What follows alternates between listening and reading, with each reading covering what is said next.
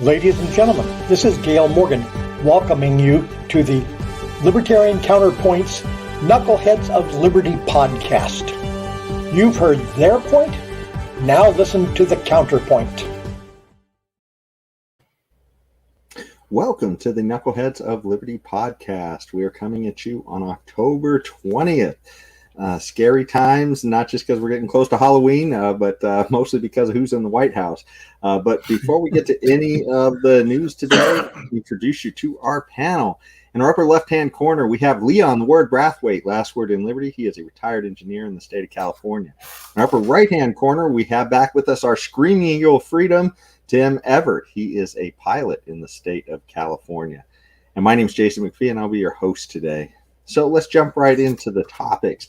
So we found a few kind of odd stories to start the podcast off with, but I think important to liberty-minded people nevertheless. The first story we saw was one on postal banking. So apparently somebody in the government thinks it's a great idea if the post office, who's, I guess, so great at everything it does already, also take on banking as well. And I think the idea is behind the story is to take on, I guess, the unbanked, or to improve that. And if we could get the visual up on that, James. And so this particular story essentially is looking to mainly focus at cashing checks for people, other things like that. But it mainly is trying to address the unbanked, which brings up a few odd questions. And one, usually the private sector would do something like this, but for people who are kind of unbanked, that involves risk. And it's go through the story, you find out that they're not even going to require you to show ID, which, maybe goes along to some of these ideas about voting and not needing to show ID too. But that's kind of risky, and usually the market prices that kind of thing in. So it just sounds like some kind of crazy ideas. You guys got any thoughts on this whole postal banking system? Only the lunatic left could come up with something like this, okay? Well, first of all, the post office, is just the epic center of efficiency. You know that, right? We all know that. So now they're going to get into banking. I mean, years ago, they were involved in some level of banking. I mean, as a matter of fact, the first bank account I ever had was at the post office, though not in this country. It was in Trinidad. But the post office is not a bank. They're supposed to be delivering the mail, okay? And they don't even do that very well, okay? That is why FedEx and UPS is pushing them out right now, where their volume is seriously down. So their beautiful idea now is that we need to do something else. We need to start a little bank, so that the unbanked and the underbanked, I don't know what the hell that is to start with, okay? The unbanked and the underbanked. Anyway, they're going to come, they're going to save us, we're going to get all these nice new revenues, and you know what? We're going to be nice and wonderful, and we're going to be in post office heaven. What a lunatic idea for one of the most inefficient institutions we have here in the United States. This is craziness on steroids. Do you think they're going to lose money in the end, Leon? They always do. The post office is just an inefficient place. They're you're one right. of the most inefficient institutions we have. How are they going to make money doing this? They can't compete with Walmart. They can't compete with any of the other in the services that they're about to provide. They cannot compete with none of the private sector companies that we have right now. They can't. Even in their primary objective, which is to deliver the mail, FedEx and UPS are pushing them out. How are they going to compete in the banking area? No way. Well, I should rephrase the question. Do you think they're going to lose money from this banking thing, more money than they already are losing? Yes, definitely. Okay. Yeah. Well, I wouldn't. Who am I to doubt that prediction? Yeah, I'm starting to cough. Yeah, so there you are. Yeah, I agree with Leon. Okay. Yeah, it's why not take a government entity that's already inefficient and becoming obsolete at one thing, just Yes. adding more tasks to their Yeah. plate? It just seems so silly. I mean, they're literally being made obsolete with the mail by email, and of course those pieces of parcels that are important and need to get through. A lot of people have opted for USPS or not USPS, UPS and Yes.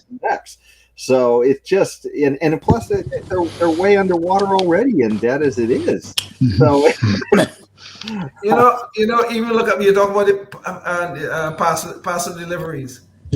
I have done. I mean, because of the pandemic, my wife and I we do a lot more online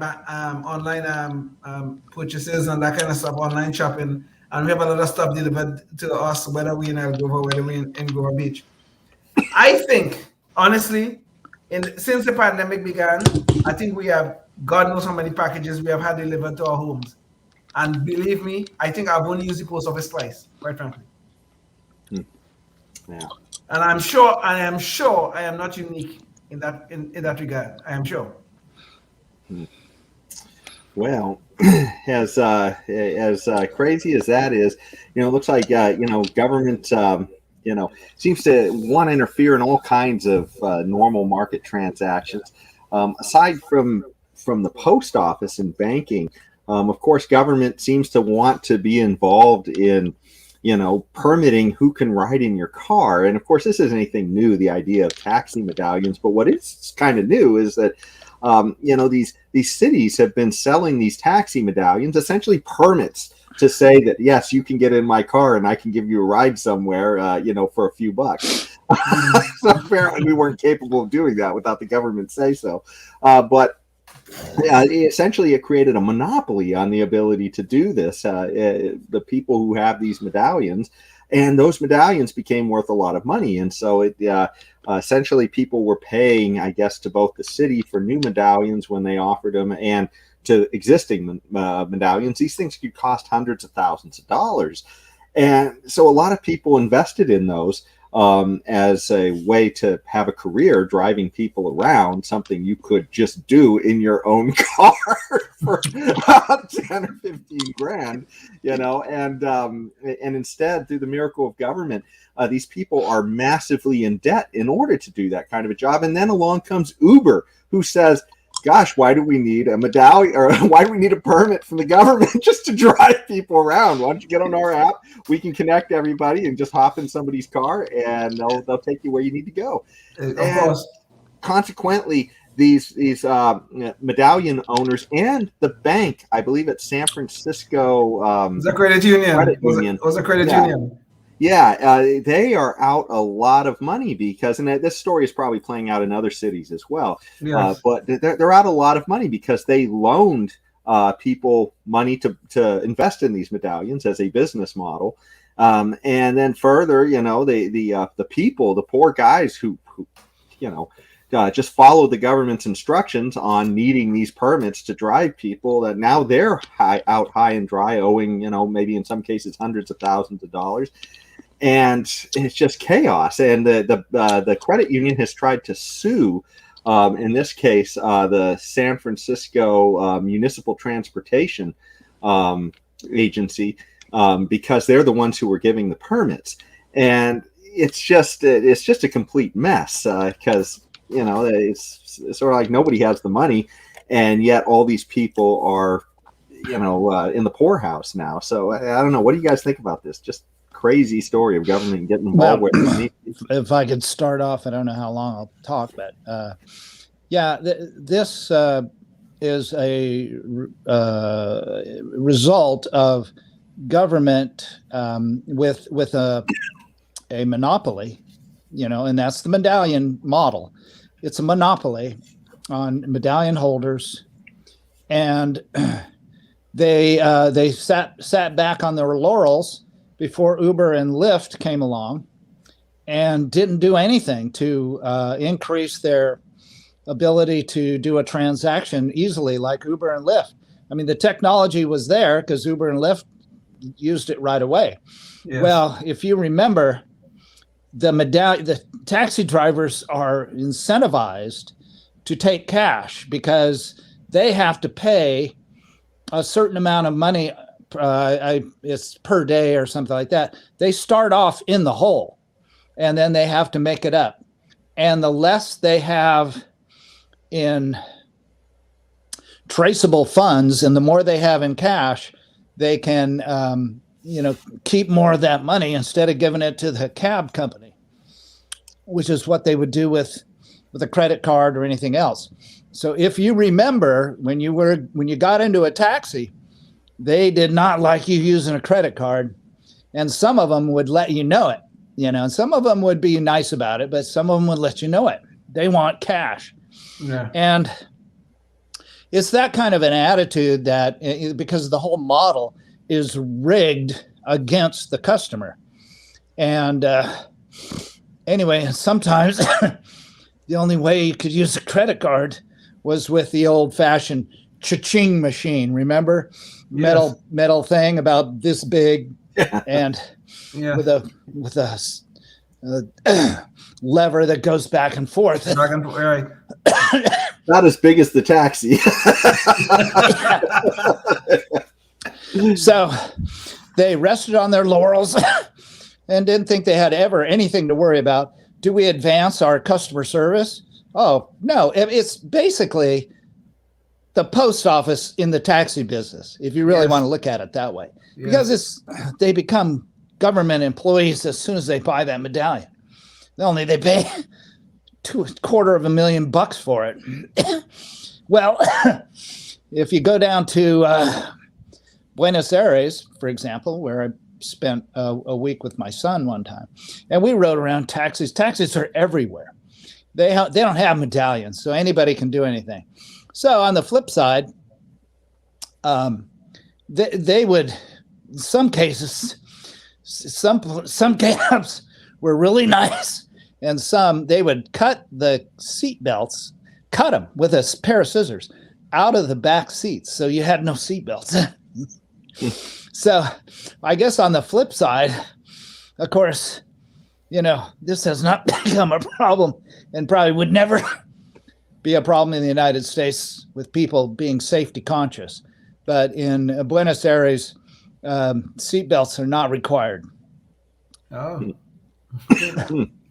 But there's cabs everywhere, all hours of the day and night.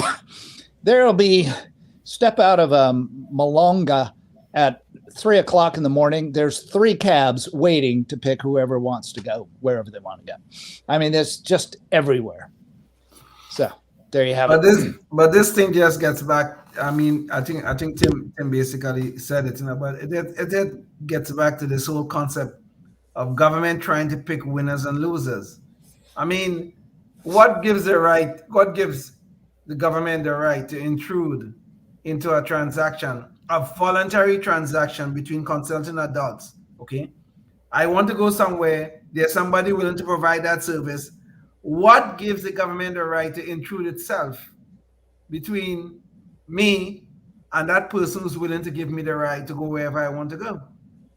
And this is the problem. Government is always there trying to pick winners and losers, and then we end up with these disasters that we see with the Medallions and the San Francisco MTA or whatever the hell it is. We end up with these disasters where people are loaded now with debt. The credit union can't get repaid. The drivers are holding on to a bunch of debt, and now everybody's unhappy. Why? Go back to the source. The government created a monopoly. They try to pick winners and losers, and what happens? Everybody loses. Everybody. That's what the government does. They're very good at producing misery, and they did a very good job in this particular case. Yeah, not very good at maybe picking the winners, but very great at creating losers. That seems to be, the main recipe there that government follows. But another story that as if this doesn't take your breath away. Another story that certainly might is the idea that we could be getting close to a war with China at this point. I mean, this is apparently China has been flying, I guess, different missions of warplanes into Taiwanese airspace, and they've been ramping that up recently. And it's kind of scary because, we've got these commitments with Taiwan, that go back historically quite a long ways, that we would have to defend them in the case that China were to try and reclaim them as part of China. And then, of course, China at the same time is also testing out some new hypersonic missiles that coincidentally they just happen to be sort of flexing while they show off those things at about the same time all this is happening. And of course, this all happening while we have this absolutely joke of a leader in the White House who just showed us how he rolls in dealing with foreign affairs, where people are literally falling out of planes. You guys have any thoughts on this whole potential conflict with China that might be on the horizon over Taiwan? I think there's no doubt in my mind that China is going to retake Taiwan. The question is, what is the rest of the world going to do about it? And I guess to us libertarians and conservatarians, I guess, is should we do anything about it? After World War II, Chiang Kai-shek led a whole bunch of Chinese people into the island of Taiwan, and that produced the nation of Taiwan as we know it today. And they have been a relatively prosperous nation, certainly more prosperous on per capita basis than the mainland China. And they have always tried to maintain their independence. But China have constantly claimed that Taiwan belongs to China. But if you look at the history of China after the reclaimed property, they did do so in 1997 when the British gave up Hong Kong. So they did say, we're going to have two systems, one nation, but two systems and all that. They gave all the nice words to the rest of the world. But just recently, in the last year or so, they have gone into Hong Kong and turning Hong Kong into just another Chinese province as they know it, communists at the top, and everybody else should bow down and obey. This is what they want to do in Taiwan again. And I think after the Olympics, that's probably what they're going to try to do. The question then becomes is what we, the United States, will do about this. And Joe Biden is showing all the weakness to the world, so China don't really have to care very much. Because we made some commitments to Taiwan just after World War II. And I hope we would keep those commitments, because if China is allowed to take take back Taiwan, I don't know where they're going to stop, quite frankly. With this hypersonic thing that they're now testing, that to me is kind of scary, if you want the truth. Very scary. What commitment do we have to defend Taiwan? I thought we had a commitment, a treaty. Our commitment is that if China ever threatens Taiwan, we are committed to defend them. There are several nations involved in that commitment. Yeah, that's what I thought. Okay, so if you make those commitments, you got to honor them, I think. Otherwise, why make them? And you're not going to be trusted in the future with any commitments. Not that the United States has a great track record on that. But let's wait and see. I think the push in the military, I know the Marine Corps is changing to an island hopping strategy. That's why they got rid of their tanks, and they're definitely focused on the Pacific and the island hopping strategy. So Taiwan's an island, so 2 + 2 = 4. Wait, is that right? Who knows nowadays? Well, depends on whether you've been to a public school or not. And their woke mathematics, 2.2, saying 2.2 = 4 might even be a racist thing, It could be. No doubt. I am white after all.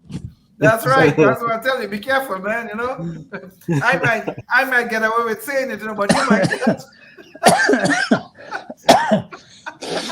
Well, this really does though go to the point of us playing world policeman constantly, and it may sound good in one moment in time, but I mean this is 50, 60, 70 years later.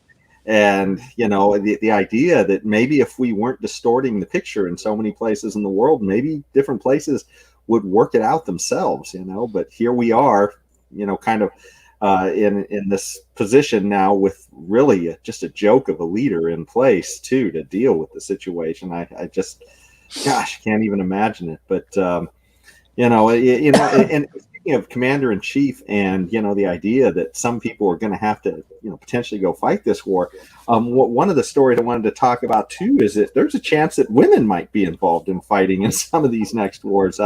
Recently, what is it called? The draft?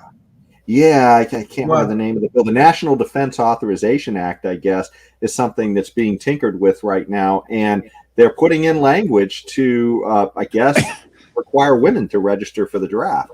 And so that's something that could, I guess, it could materialize over the next year or so that women become draftable. And is that, something that we should look forward? Is that the kind of equity, I guess, that we're all after here? Personally, I was very happy that people like Milton Friedman kind of fought that battle to reduce the government's ability to draft us to go fight a war. And it seems like maybe we're headed in the wrong direction on some of these ideas. What do you guys think about this? I think it's equal opportunity cannon fodder. Yeah. I mean, heck, if you want to spread the misery around, you're in the government. Well, shoot, let's bring everybody on board. I mean, what the heck? I don't know. I'm not saying women can't fight, although the Marine Corps has those tests in that article that found they were a little bit lacking. Well, that makes sense. I mean, no, they are lacking. Let's be serious. I don't want to be politically correct on this. Go ahead, Tim. I'm sorry. Yeah. Not that they can't do certain jobs equally well as men. And, they can be pilots, even fighter pilots and so on.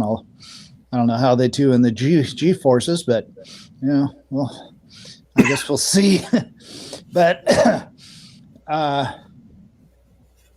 yeah, it's as far as the draft goes. I mean, they ought to eliminate the draft for everybody, in my opinion.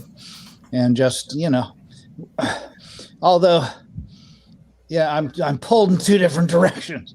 Because one part of me recognizes that the militia is, people 17 to 45 or 55. And they're required to muster in defense of the nation to repel invasions and quell insurrections. Well, that's specific. You're being invaded or you're having an insurrection. A real insurrection, not a January 6th insurrection, but a real one where people are, where there's organized an attempt to overtake the government, overthrow it, and take. Sorry, I'm chewing on a lozenge. To overtake it and take over, the government illegally and unconstitutionally. So I can see that, but. It's a different story when you're drafting people and sending them to Afghanistan, which I was going to make a point to, noise patrol, to Jason, that policing is going to Afghanistan because, you think you're going to teach people a lesson or whatever your dumb reason is. But it's different when you're honoring an invaded country from a stronger nation, bigger and stronger, that you have a treaty to defend. That's a different story. That's not being a policeman. That's just honoring your commitment because you have power, military power. So I don't know. I just think there's a difference between defending Taiwan and going into Afghanistan, going into Iraq, going into, Somalia, Libya and everywhere else. That's what they're drafting these girls to go do, to go get killed, screwing around in some backwards country that has absolutely zero threat to the United States. Don't even have a navy, for crying out loud. Yeah, they're impoverished, and we're going to police them, and we're going to send the girls to get killed, forcing them by slavery. Okay, Leon, go ahead. Well, actually, let me jump into our Knucklehead Noise Patrol so we can get to that. But speaking of voluntary and involuntary and sending people all kinds of places to police or fight or die, we have that kind of decision making constantly within our government, and of course, our Führer Fauci, I guess, is constantly giving these kinds of edicts. And of course, he likes to imagine it's voluntary. And so he was recently in an interview with Lester Holt talking about trying to get people to voluntarily vaccinate. And so here's what he had to say.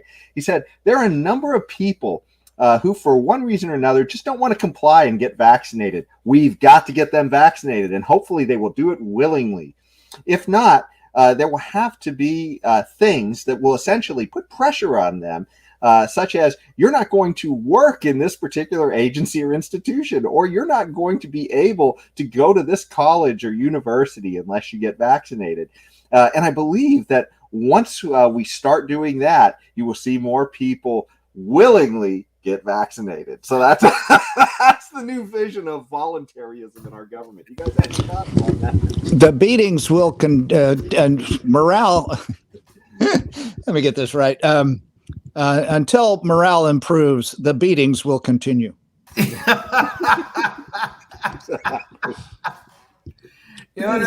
is like I was raised Catholic, but as a young man, I was always taught, Jesus Christ love you, and you have to come to Jesus Christ, and you have to praise him and all that kind of stuff, and you got to love him and stuff like that. But if you don't, you're gonna burn in hell. Okay, and this is what Fauci and them is preaching right now. Is either you get vaccinated, this wonderful thing you must do. It's so good for you. It's good for everybody if you get vaccinated. But if you don't, you'll burn in vaccination hell. So better be careful. Okay? Don't refuse. Okay? We'll make you an offer you can't refuse. It's going to be nice and wonderful, but you just can't refuse it. Take note. I like that quote from The Godfather. Well, and with that, our overlords of time, for our time constraints, are letting us know that it's we must voluntarily end the show right now, or they'll end it for us. What Fauci's been saying. So, anyways, thanks so much for joining us, and we'll look forward to seeing you at the next one. Till then, stay free. Bye.